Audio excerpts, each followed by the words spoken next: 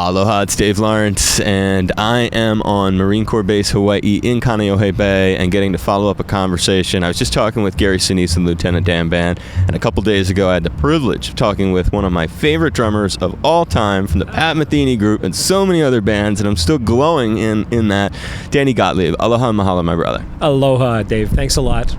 Nice to see you. Yeah, good to see you in person. I must confess, it wasn't our first time. I was really lucky the other night. Danny's a busy man. Danny doesn't come here and kick back on the beach, although he might have when he wasn't. I got a little beach time in today and yesterday, absolutely. He was doing, first he did Aloha Tower Marketplace. He was at Gordon Biersch, and he was sitting in with Jeff Richmond and some other cats. And then Studio 909 the next night. How did that go? Fantastic. It was great. Had a nice turnout.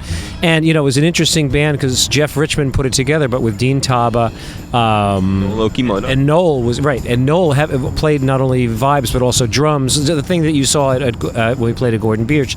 So we kind of embellished it a little more. Having two drums was lots of fun. And I always dig the two. As a rock guy who grew up liking two drummer bands like the Grateful Dead, or even Doobies had two drummers for a while. Almonds with two drummers. I'm a two drummer guy. I enjoy it, but I haven't really done much of it, so it was fun the other night. It was one of the few times I've played instrumental music with two drummers, and it was lots of fun. I loved it. That's the thing about a cat like Danny. There's no way he's going to be surprised or screwed up. I mean, no matter what the gig is, dude, you're like such a savage monster. I can't imagine like you're going to show up for any session and not be able to do it. It's called survival. Yeah, at this point, you don't know what anything is going to be, and you just make it work. Whatever it is, you make it work. I think it's another S word. Skill is what I'm thinking. Yeah, well, it's fun, and it gives you a chance to just try some different things. So I had a great time. Need more time in Hawaii, which means we got to come back soon. So I'd like to work on that. Maybe we can have you come by the studio and guys do something in our HPR Atherton. That would be great. I would love that. Yeah, it's a really warm wood room. And so going back to the beginning, the thing that I have so many of these boots. I have this boots meaning illegal live recordings. I have a whole collection at my house, I think it's like a shoebox filled with nothing but Metheny recordings through the years. Oh, really? And you're on a lot of them. When you think of that era of your life, which so many of your fans, even though you've done a lot of other stuff, we all treasure that portion of your long and illustrious career. What is a memory or are memories, experiences when you think Pat Metheny, my time with Metheny, that stick out as highlights or just things that you enjoy reminiscing about?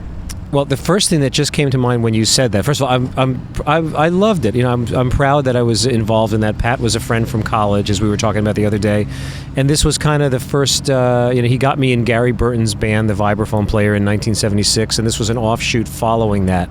So we'd been playing. I loved Pat's playing. He was evolving. We were sort of all evolving together, but it was a chance to be in a band that you were playing with every night, basically. I mean, I remember after the first full 12 months that the band existed. I think it was the middle of the year. I started in the fall and went to the fall. I counted. We had played 300 concerts out of 360 days. And, coffee houses, health food restaurants, opening for people, big giant concerts. People didn't know who we were. They thought we were the road crew. And it was just, fun to be a part of it. And also it was really about the music. There was a very intense motivation to get the music as great as we could every single night. Pat was a workaholic and very he paid a lot of attention to small details. So there was no thing uncovered in terms of what we were doing. It was very thought out and very disciplined. Yeah, disciplined and talked about, and it was just a really great experience. So I'm proud of being involved in that. Are you still tight with him?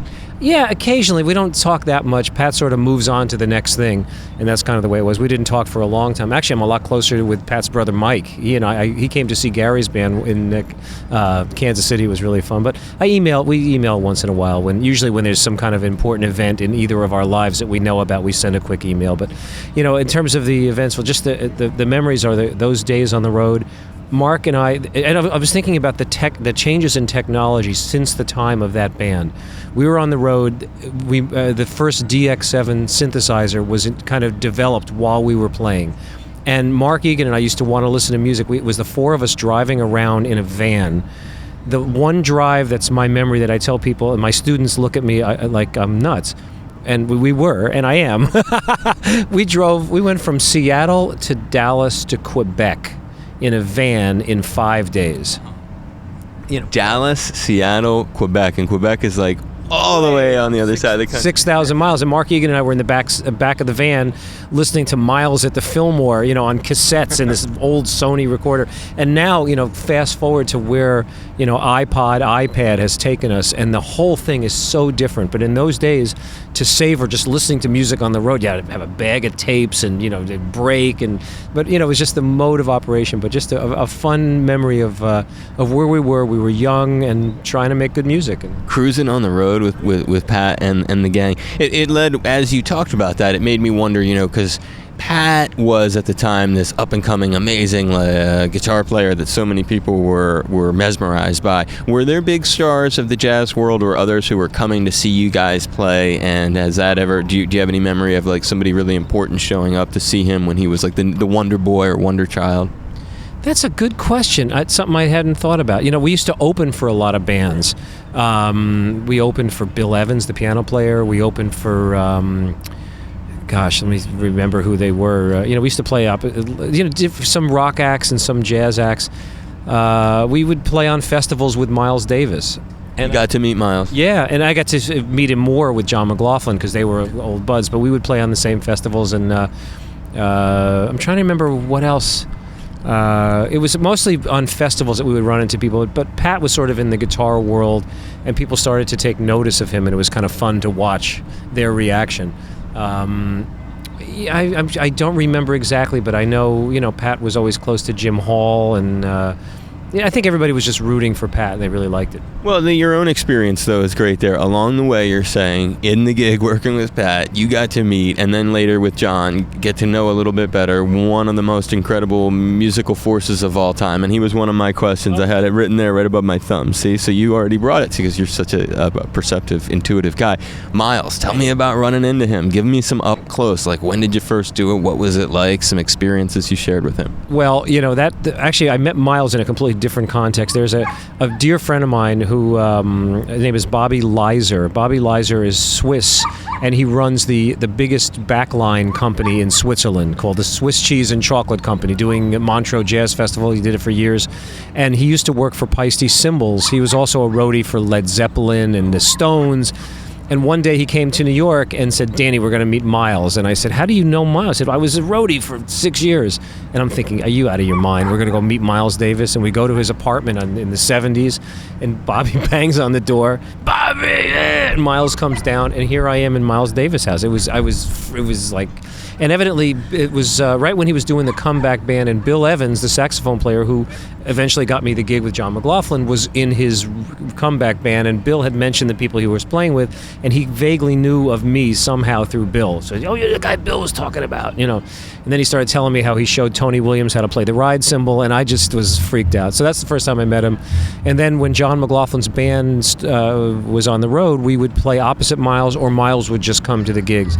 And then later, I remember playing with Gil Evans' orchestra in New York on Monday nights, and Miles came a couple of nights just to watch the band. We were all just in awe of him. You had to be so blown away being in his apartment, dude. Yeah, it was pretty freaky. I never forgot it. It just was amazing. When I wrote that on the paper, I didn't think I'd get that good of a story. And flashing on that same sort of chip, and it relates to the gig that you got today, are there cats that you come in contact with courtesy of Gary's unique celebrity and stardom when you're doing these gigs for the Soldiers? That's an interesting question. It's more celebrity people that are his friends, and it's mostly they count too. Yeah. Like we went to we went to Afghanistan, and I remember there was we met Bubba. That was the big thing. Michael T. Williamson, Bubba from Forrest Gump came when Beth thought, and I thought that was great. We got to meet Bubba. That's a typical Gary. That's exactly what I meant. Like people in Gary's world. Yeah, that's and not so much. Most of the time we're not playing so many music festivals, and there's not a lot of. I guess there's not that many musicians coming, but political people. Yeah. I'm trying to even remember. Actually, not even that much. I can't say that there's been that many people outside of Gary's world that have come, but we played at the CSI set a bunch, and the whole cast of CSI New York comes, and they ride around and go golf carts in the set, and they give us kind of free reign when we do it. So Beth and I usually go watch them taping, when they're in the middle of the day, which has been a lot of fun. But not so much in terms of celebrities. I'm sure there have been. John Voight comes a lot. We've Robert Duvall. Yeah. Robert Duvall. Not. I think he did come to a gig, but just some people in passing. Jim Belushi comes sometimes and sits in, who I had actually met when I was playing with the Blues Brothers, so I knew.